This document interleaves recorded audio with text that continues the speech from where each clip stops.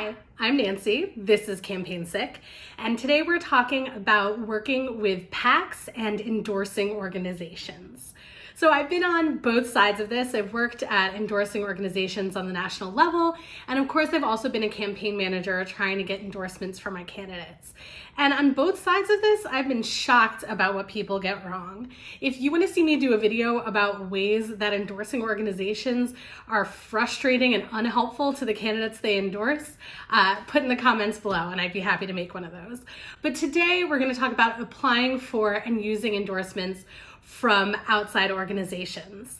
So the first thing that you have to know is oftentimes the staffer you're dealing with, whether it's a national political director or some sort of desk at that organization, has an extraordinary amount of discretion as to who they champion for endorsement, who they put up to get a donation email blast or a PAC check. And so you want to be kind to the person with whom you are speaking at your endorsing organization. I know that things can be frustrating when you're waiting for an answer on whether you've been endorsed or begging for a PAC check, but you really do catch more flies with honey than with vinegar.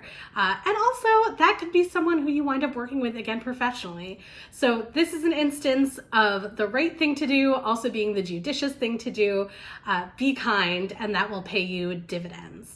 The second thing that I want to stress is follow the instructions. It doesn't matter how much you are a model candidate or your candidate is a model candidate. Perfect fits the T description of the type of people who are supported by Nancy PAC. If I say fill out my questionnaire by March 15th and you don't fill out my questionnaire, you send it in late, you send it in incomplete, that's not going to bode well for you. It doesn't matter how well you know the organization. You need to show them the respect of following their instructions. A lot of times these seem like really bureaucratic processes, and one thing that has driven me crazy as a campaign manager, like a 5-page long questionnaire for an endorsement that you know is going to be entitle only and not give you any monetary benefit. But it is what it is. Follow the instructions and fill out the questionnaire. Tangential to that, don't come knocking on doors of organizations that are not going to support you. When I first moved to DC, I worked for an organization that recruited, trained, and supported LGBT candidates for office. And occasionally I would get a straight ally candidate calling me and arguing with me, well, you should really support me because my opponent is so bad and I'm so good on these issues and my opponent is putting forward this bathroom bill. And that may all be true, but that just wasn't what our organization did. So it made me, as a person who is in DC and talks to other people, think less of those candidates who were disrespectful to our mission and who were so aggressive about things. So know what you're applying for, and not every endorsement is gonna be for you. Let's talk about those big policy questionnaires.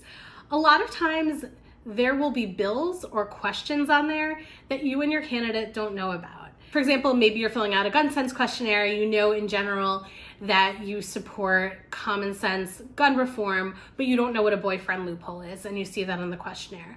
Ask. A lot of times you can Google this stuff, but these organizations want you to learn about their policy initiatives so that you can be a champion for them. So don't be afraid to ask them what things mean, and put that language on your website. If you need to strengthen the way that you're talking about guns or labor or the environment, and you can get great advice from these organizations, go ahead and take advantage of it.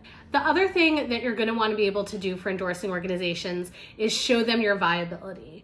These organizations, whether it is a national committee, a PAC, in some cases a politically oriented nonprofit, they want champions. They want people to get elected to champion their issues on city councils and legislatures and in Congress. So they want to see that you have a path to victory.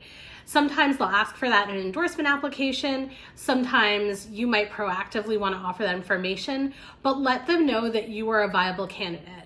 What does that mean? Being able to show that you have raised and can raise money, that you have a vote goal or a win number, that you've hired a professional campaign team and consultants. Show them that their investment in you has the potential to pay off. Now, if you're trying to get an endorsement in a primary and you know your primary opponent is also applying, maybe you don't want to put every single one of your cards on the table. But generally speaking, organizations want to see that you have a path to victory in order to endorse you in the first place, and then in order to keep sending you money. So let's say I've already been endorsed by an organization and I'm waiting for them to financially invest in me more. If I can go to them with a poll that says, hey, look at this poll. This shows that we are within 1 point of our opponent. Do you think you could get us that PAC check? That really brings a sense of urgency and shows them that their investment is going to a good place. Or likewise, let's say you can say, hey, look, we outraised our opponent last quarter. Now this organization knows, hey, this Democratic primary challenger is really picking up steam. Maybe there's someone we should take seriously. We've been sitting on their application. Maybe we should move them forward. So be able to show your race's viability. Along with that, don't ask organizations for things that they don't offer. Some organizations will offer PAC checks as monetary support. Some will bundle money from their members. Some will send an email to their membership, either asking for money or volunteers. And some organizations only let you put a logo on their website and they don't provide monetary support.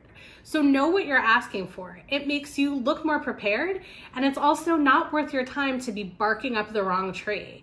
I used to work at an endorsing organization where the way that we gave money to candidates was bundling from our board. We hardly ever cut a PAC check. And I would have this one candidate who would call and demand that I send them a $10,000 PAC check. Pretty soon, I wasn't championing that person to our board because she wasn't listening to my advice, she wasn't listening to what we do, and she wasn't being respectful of our process. So make sure that you know what you're asking for, you know what's possible, and feel free once you get an endorsement to say, oh my gosh, I'm so excited. I love Nancy PAC. I love everything you stand for. Can you tell me what kinds of interactions you have with your endorsed candidates, what kind of stuff you do for your endorsed candidates, so that you know you're not barking up the wrong tree. Speaking of that constant calling and lobbying, that's a fine line, right? Following up, giving updates on your campaign, both before and after you've been endorsed, is great. If I, as an endorsing organization, give you a deadline and say, hey, we're cutting our next round of PAC checks on the 15th, then I'm gonna maybe call you on the 15th to remind you, but I'm not gonna call you every day, the 13th, the 14th, the 15th, the 16th, and the 17th. Make sure that you are engaging in a respectful way, but also you wanna keep your campaign on the top of the endorsing organization's mind and radar. You may also, if you are battling for an important endorsement, either in a general or primary, get some allies to help you. If you know people on that organization's board, if you know candidates who have been endorsed by that organization and worked for them and championed them in the past, don't be afraid to have them call the political director or call the ED and say, hey, I've endorsed Nancy's campaign. I think you should too. Here's why, yada, yada, yada. The last thing I want to say is that candidates can sometimes get really hung up on like one endorsement. And I say this all the time to candidates when you run for office. You'll be surprised both by how people show up for you and how they don't. It can be really disheartening as a candidate and even that candidate's campaign manager if I have been on the board of Nancy organization for 10 years, bundled money for them, and then for lowercase p political reasons, they decide to stay out of my primary and not endorse.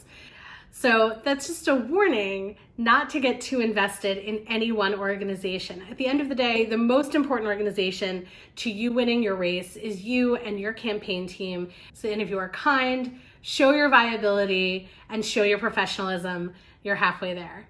I really hope this helped. Don't forget to tell me what other videos you'd like to see in the comments, to like and subscribe, and I will see you in the next one.